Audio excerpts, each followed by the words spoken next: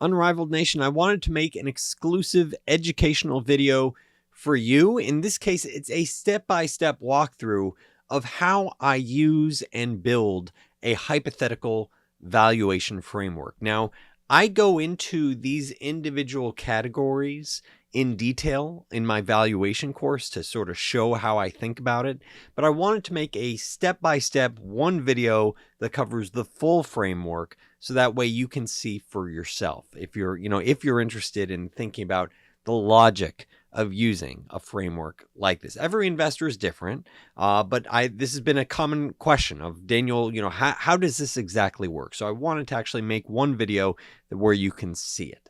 As always, this is not financial advice, and in this video, I'm going to walk through the hypothetical framework for Zillow.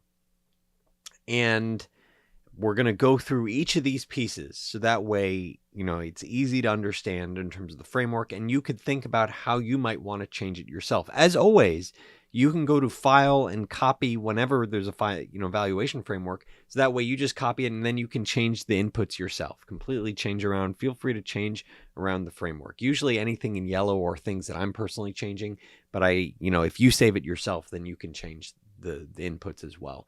So the first few line items, we're talking about the market cap, and you'll see that it's the same for the low, base, and high. And the reason being is that you're looking at the current share price. You can get the share price really anywhere, Yahoo Finance, Bloomberg, wherever. And then you're looking at the shares outstanding. Shares outstanding, the best source is generally, in my opinion, looking at the most recent earnings press release where they will call out what their diluted share count is. That said, there's a lot of different ways, sources, depending on how detailed you want to get, that you can go to. The most detailed is to go to the latest 10Q or the 10K, look at the beginning of the report, then look into the dilution in the report, talking about what are the potentially dilutive and anti-dilutive securities. So then you could really refine it if you want, but it's usually pretty accurate, dealing with what management provides. You could always refine it a little bit, but you could see 234.7 million shares times roughly $40 a share. Look, you're talking about a business that has a market cap of around $9 to $10 billion. So that means if a private investor wanted to scoop up all of Zillow, they effectively could pay around $10 billion. They'd probably have to pay some sort of premium above that, but it shows you what the market's pricing it. So then the next question is, okay, so then what are the fundamentals? And so this $10 billion, that's the starting point across all the different scenarios, low through high. So then next is the revenue assumptions. These are actual revenue. You can go to the 10K or the annual report. You can go to your data provider of choice to look at what the revenue has been for the last few years. This is just putting in the actual results, seeing how it changed on a percentage basis year over year. You can see from 23 to 22, it was fairly flat. And then the question is, well, what is it in the year ahead? And we'll talk about that in a second. But this is very simple for at least this period. The actuals, you're literally just copying and pasting from the historic financials. The question is the hypothetical. What do you think it could be in the forward period? And usually that's the current period. There's a lot of different ways to come to a conclusion, one of which is management makes it easy for you. In this case, Zillow provides guidance. They say, hey, here's our outlook for 2024. We're expecting double-digit revenue growth. Okay, double-digit, that means 10% plus. Another way is to look at their actual financials. So they only have reported one quarter so far at the time of this video. And during that one quarter, they grew 13%. So then you'd look at the different pieces and think, okay, 13%, how likely is it that they're able to keep these sort of growth rates up for the rest of the year? And, are there different pieces here that can move around? So starting 13%, saying 10%, okay, so you're thinking, okay, this seems achievable to talk about double digits. Another way is you can look at what analysts' expectations are. That's the numbers in green here. You can see that Wall Street's broadly expecting a little bit better than 10% growth over the next couple of years. So that's another data point for you to consider as you're thinking about what could it do, let's say, this year. Another way to think about it is actually to incorporate AI. And so I'm building out AI Ticker Chat. I'm the co-founder. And so this is where AI analyzes what has management said, what are Wall Street reports saying, what do the financials suggest, And so it includes all that, and then it takes a guess. And I think over time, the truth is I strongly believe AI is just going to get better. I think AI is going to get better and better and better. And so this is just another data point to align yourself with. What does AI think in terms of their growth, and why? Another way to think about it is, what has management said? And this is where you read the transcripts. What has management said about their growth rate this year? If you zoom out if you read transcripts from several years, then you can get a sense for what management thinks their long-term potential is. So oftentimes it's sort of this trade-off of time and how much you want to read. The more you read, the better sense that you're going to get in terms of what that range of possibilities is. No one has a perfect, crystal ball, so you have to take a range of guess, and that's why you have this low base high. So that's, we've covered this first third to 40% of this, this hypothetical valuation framework that shows, you start with this market cap of around $9-10 billion, and we're talking about growth of, let's say, 9 to 11%, depending on the investor. You might want to assume an even wider range when you're thinking about this. You think, well, maybe management isn't that great. I want to assume 8%, and maybe Wall Street's right and put 14%. Make a wider range. That's totally fine. If anything, history shows that analysts generally are too narrow in terms of their perception. I highly recommend the book Super Forecasting I keep over my shoulder, just because it reflects oftentimes analysts, the 99% confidence is oftentimes too narrow in terms of what actually ends up happening. And so I'm providing a framework, 9 to 11%. That's my best guess for what their revenue looks like. So then the next key aspect is, what's the profit margins for this business? What are the optimized profit margins? Because when you're thinking about optimized, you're saying maybe they didn't deliver these profit margins. Now, what could it be in the years ahead? Because investing's thinking about, what's this business look like in a few years from now? I'm not trading oriented. I'm thinking about the fundamentals of this business, and it's the margins of this business that drive a huge amount of the volatility with the business. I'd argue it's really two key factors that's going to drive volatility. It's the margin assumptions, and it's the growth rates. The third and final is, what's the right multiple? We'll talk about that in just a second. I go through each of these line items in the valuation course for more if you want to, go through it yourself. So thinking about margins for Zillow, you could see it's really jumped around, and it's broadly been insignificant, negligible, unprofitable in recent periods. In 2023, you could see a sizable loss in their operating margin of $270 million loss from continuing operations. I think it's important not only to look at historical actuals, it's good to see what does Wall Street think, but it's also important to look at the underlying business model. So the actuals say, hey, negligible. The second key aspect is sort of the creativity of, well, what does their current business model reflect? And their gross profit. So for every dollar, they have a certain amount of costs tied to that dollar of sales. And their gross margins are around 78%, 80%. That is really high. And oftentimes when you have a business, and this is where you might want to compare it to other publicly comparable software companies, it doesn't have to be exactly alike. You can look just for comparable companies that have similar gross margins of around 70-80%. What could their profit margins be? And you'll notice that oftentimes it'll translate into very high profit margins. And this gets to a question of, okay, so what are they investing in? And could that scale? Could they say, hey, general and admin, $500+ million, could this be flat, let's say, in the years ahead as they grow their revenue? Do they really have to scale this up so much? How about technology and development? With artificial intelligence, maybe they're able to get some leverage on their engineers. They don't need to hire as many.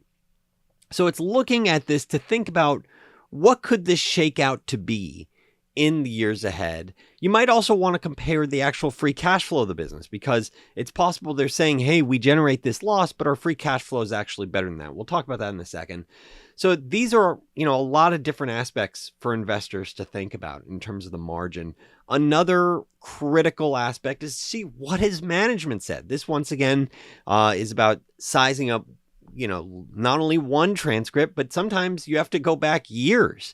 And in this case, once again, leveraging AI, to analyze years of transcripts to say, has management indicated what their long-term margins could look like? Because management may not call it out in the first quarter. They might not call it out in the last 2 quarters. It might have been something from a few quarters ago where they said, hey, this is our long-term margin potential. So this is where it's valuable, unless you're going to read each transcript, which, I encourage you to do if you're going to say, hey, I'm all in on this position. But if you're just looking to get up to speed on something to figure out, is it interesting? You might want to leverage, artificial intelligence to say, hey, what has management said, and then dive into it in greater detail. And so in this case, I was shocked when I read this the first time, where management said, look, they're targeting a 45% long-term margin. I mean, I was like, what? They're at negative margins. How are they getting to 45%? So I dug into it, and it was about management talking about 45% EBITDA margin long-term. And this was from a couple of different transcripts, actually. This was from, they talked about it in the first quarter where an investor asked, like, hey, you mentioned the 45% margin. And then they said, look, they didn't really emphasize it. They sort of said it tends to fall, maybe we could get to that level. They didn't really call out the 45. An analyst did.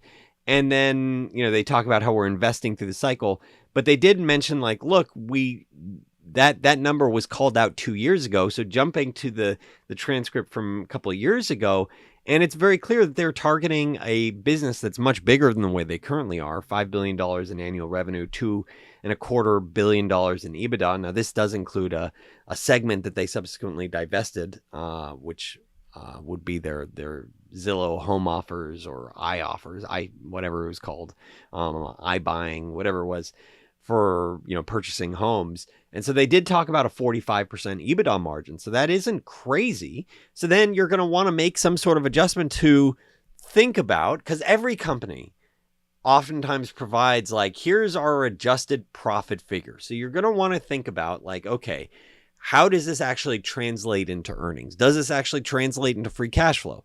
So looking at okay, what are the add backs? What's in EBITDA that I might want to subtract out? So for example, they add back stock-based compensation to get to that 45% EBITDA margin. And stock-based compensation is huge. I think it's between 10 and 20%, maybe closer to 20% plus for Zillow now.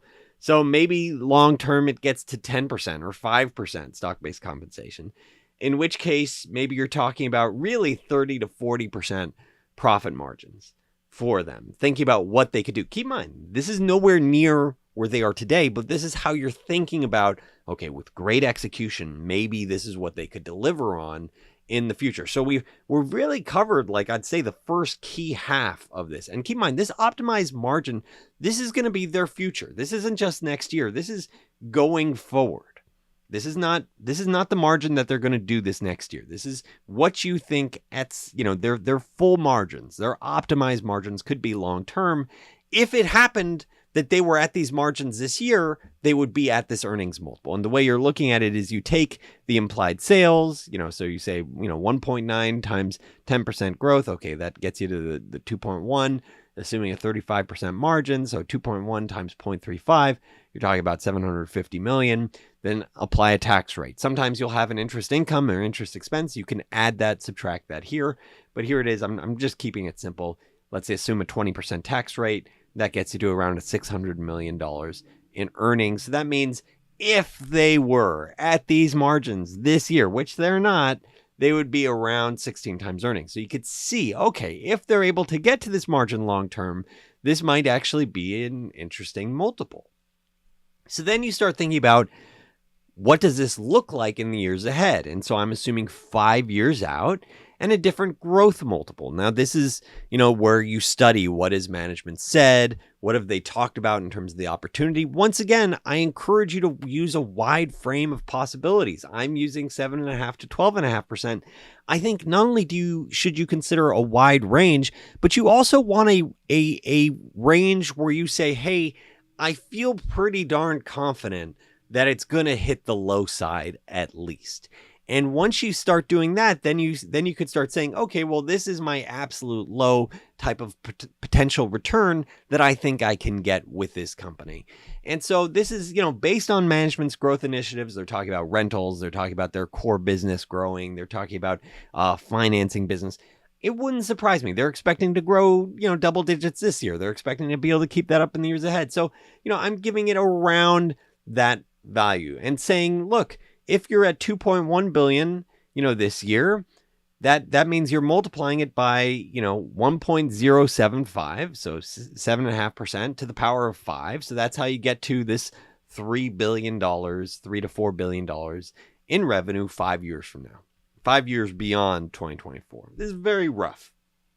The profit margins that I'm going to, think about are, once again, I'm not changing my optimized margins. This is what the business could achieve long term. So I'm applying the margin I typed here over here to think about what does this business look like 5 years from now. So 35% times 3.5, you get this 1.2. Once again, a 20% tax rate.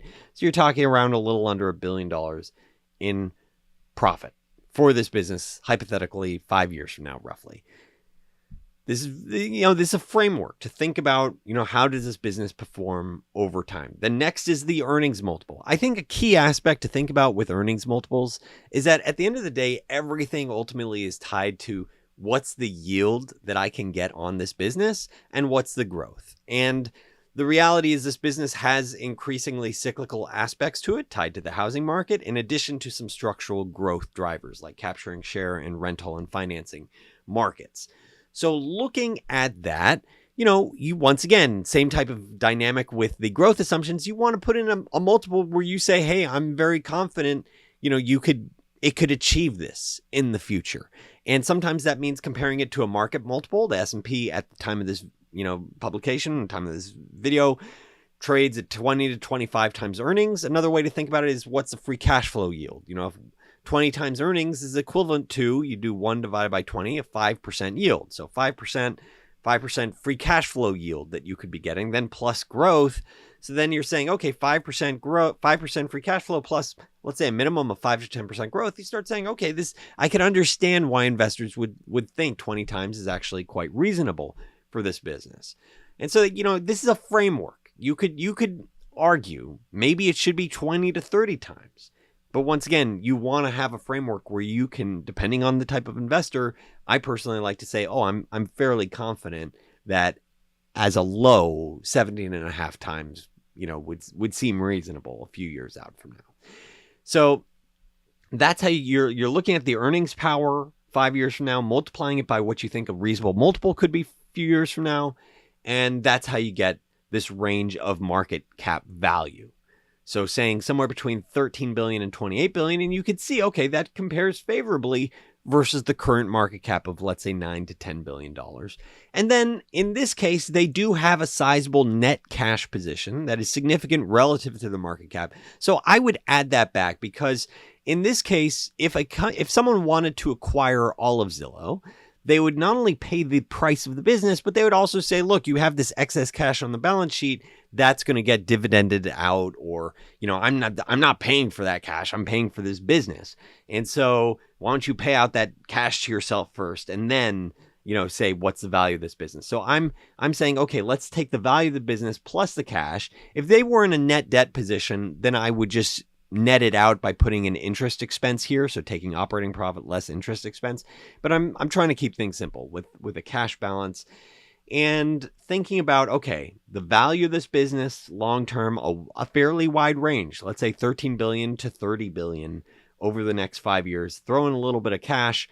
And that gets to a range in which the market cap, what investors could say this is in total worth in 5 years from now, say 14 billion to 30 billion. And you could say, okay, 14 billion relative to that $9 billion current market cap is roughly 50% upside. And so that's, 14 divided by 9, that's how you're getting this 50%. And in any of these, cells, you can click F2 and it'll show you exactly how it's calculating. So that way, if you have a question, you can see, okay, this is the logic in terms of how it ties together. And then the next part, this part might be confusing for some people, which is the shareholder yield and hypothetical annualized return. That's the last piece when putting it together, in which case we're looking at what's the free cash flow that this business is generating. And so, you could look at what did they do in their most recent year. There was a lot of noise in prior years because they closed their Zillow offers business, but you could see they're doing around 200, 300, 400 million in free cash flow. To calculate free cash flow, that's, looking at operating cash flows less CapEx. What are the mandatory cash outflows for this business? And so roughly you could see a couple $100 million in free cash flow. So I'm saying annual current free cash flow based on where they currently are this year of, let's say, $250 to $350 million. So to get a shareholder yield, that means that free cash flow is available to you, like effectively available to the share owners. If you controlled 100% of the business, you would be getting this cash flow that's accruing to the business, and you could figure out what you want to do with it. You could let it build up on the balance sheet. You can dividend it out. So that this cash flow, you divide it by the market cap, that $10 billion that we started with, and that gives you the shareholder yield. That's the cash that's accruing to you. Maybe it's a dividend, maybe it's a buyback, maybe it's just building up on the balance sheet. And then the final piece is thinking about what's that annualized return. And once again, you click F2 and it'll show you, that it's looking at the percentage return, which is thinking about the business. And the way you get that is you take, F53, which is the, this one, which is the total return, and then to the power of 1 divided by 5. This is the number of years. So you're trying to get an annualized figure, subtract 1. So that gets you to around 20, and then that gets you to around 17. And then plus this 3 will get you to around 20% annualized. You can't see it because it's covered up.